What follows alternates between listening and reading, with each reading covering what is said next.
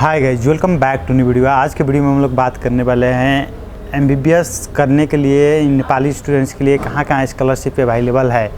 तो सबसे पहले आपको एज अ एमबीबीएस आप परस्यू करना चाह रहे हैं विथ इन नेपाल हो या अब्रॉड हो, तो स्पेशली स्टूडेंट्स की माइंड सेट ये होता है कि मैं कम फ़ी में या स्कॉलरशिप के थ्रू मैं अपना स्टडी पूरा करूँ, एमबीबीएस परस्यू कर लूँ। तो अगर उन स्टूडेंट्स में हो जिसकी जो स्टूडेंट्स की टारगेट ये है कि मुझे स्कॉलरशिप लेना है, तो आपको पता है कि एमबीबीएस इन नेपाल कर रहे हैं, उसमें आपको बहुत सारे स्कॉलरशिप अवेलेबल है और एब्रॉड में भी बहुत सारे स्कॉलरशिप है। तो कौन कौन सी स्कॉलरशिप आप अवेल कर सकते हो, कैसे कर सकते हो, इस पर ही चर्चा करेंगे। सबसे पहले आप एमबीबीएस नेपाल में स्कॉलरशिप आप देखते हो, स्कॉलरशिप आप लेने के लिए खोज रहे हो एज ए नेपाली स्टूडेंट्स, तो आपको ईयर गैप, आप किस साल में 12 पास हुए, किस साल में आपने कॉमन एंट्रेंस दी है, ये सारी चीज़ें मायने नहीं उतना रखता है। कितना अटेम्प्ट हुआ ये सब मायने नहीं है।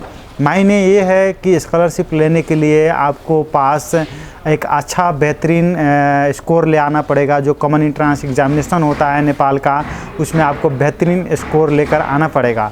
दूसरा बात ये है कि जे कहने का मतलब कि जे अगर आप एकदम से बेहतरीन नंबर ले आकर आप स्कॉलरशिप ओपन कैटेगरी जिसे बोलते हैं उसमें जाकर लेते हैं अपना एडमिशन, नहीं तो एक दूसरा ये भी है कि आप मीडियम स्कोर भी ले आकर अगर आपके पास रिजर्वेशन है, आप 6 to 10 गवर्नमेंट स्कूल से पढ़ाई किए हो और रिजर्वेशन में जैसे कि मधेसी, मुस्लिम, आदिवासी, जनजाति, खास आर्या, पिछड़िए का, इस तरह की जो है आपके पास रिजर्वेशन जिसे आरक्षण भी बोलते हैं, वो सब चीज़ भी है, तो वहाँ उसके थ्रू भी आप एडमिशन ईजिली ले सकते हैं।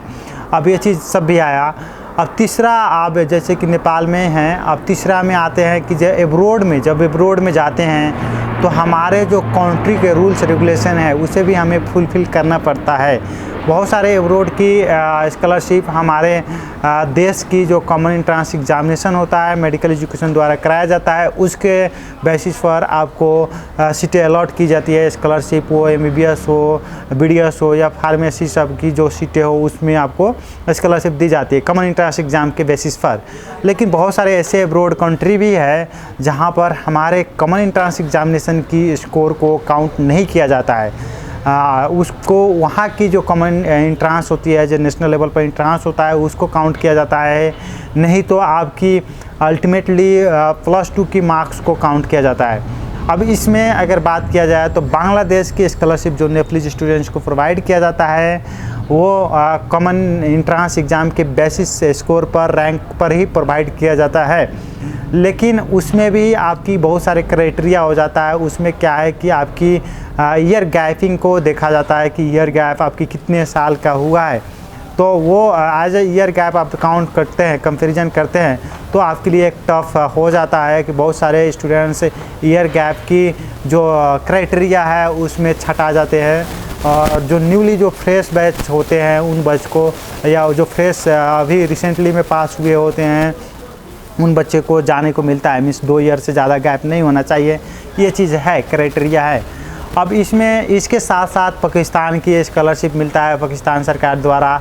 वहाँ भी आप देखेंगे तो कॉमन एंट्रेंस एग्जामिनेशन के जो आपको रैंक है, स्कोर है, उसी के बेसिस पर उपलब्ध कराया जाता है। इसके साथ इजिप्ट के लिए स्कॉलरशिप आता है। इजिप्ट में भी आप देखेंगे तो इजिप्ट के लिए भी आपको कॉमन एंट्रेंस स्कोर पर ही उपलब्ध कराया जा रहा है। इसके साथ साथ अगर आप देखते हैं रसिया की अभी तक की जो सिनारियो है उसमें +2 के और इंटरव्यू के बेसिस पर गया है। चाइना स्कॉलरशिप भी आया था इस बार, उसमें भी आप देखेंगे तो चाइना में भी आपको कॉमन एंट्रेंस एग्जामिनेशन की स्कोर को इम्पोर्टेंस दिया जा रहा है, उसके बेसिस भी सिलेक्शन एमएससी कर रहा है और कॉमन एंट्रेंस एग्ज़ाम के बेसिस पर कर रहा है। अब फाइनली ये सारे तो कॉमन एंट्रेंस हो गई, तो फाइनली इसके लिए इस सारे जो विथ इन कंट्री एंड इस सारे अब्रॉड में आपको जो लेने की जो है स्कॉलरशिप आप लेना चाह रहे हैं, तो सबसे बड़ी बात ये है कि आपको कॉमन एंट्रेंस एग्जामिनेशन में अच्छा परफॉर्म करना पड़ेगा। लेकिन अगर आपकी ये सोच रहे हैं कि जब मेरा कॉमन ख़राब हो गया है लेकिन मैं कोई दूसरा एंट्रेंस एग्जामिनेशन हो, मीन्स 1 साल में 2 बार एंट्रेंस दूँ, जैसे कॉमन एंट्रेंस एग्ज़ाम आपकी बिगड़ गई या आप रिस्क नहीं लेना चाह रहे हैं, 2 पैरेलल एग्ज़ाम देना चाह रहे हैं, तो उसमें एक वन ऑफ द बेस्ट है जो डेस्टिनेशन हमारी नाइबरिंग कंट्री इंडिया है, जिसमें अगर आप विथ इन इंडिया में MBBS परस्यू करना चाह रहे हैं स्कॉलरशिप या पेइंग में, तो किसी भी तरह से, तो वहाँ की आपकी कॉमन एंट्रेंस एग्जामिनेशन जिसे हम लोग नीट बोलते हैं, नेशनल एलिजिबिलिटी एंट्रेंस टेस्ट कम बोलते हैं, तो उसमें आपको देना चाह रहे हैं नीट में, नीट यूजी। तो नीट यूजी आप देते हैं तो ऑल ओवर इंडिया में नीट में आपकी एडमिशन होगा और स्कॉलरशिप की भी व्यवस्था है। अब देखिए उसमें कॉमन एंट्रेंस की स्कोर को कोई वैल्यू नहीं दिया जाता है कि आपकी कॉमन एंट्रेंस एग्जामिनेशन में कितना नंबर आया, क्या आया, ये सारी चीज़ को कोई उतना वैल्यूएशन नहीं है, वैल्यू नहीं है। वहाँ पर नीट में जो आपकी ओवरऑल जो रैंक आता है उसमें उसी को आपको कंसिडर किया जाएगा।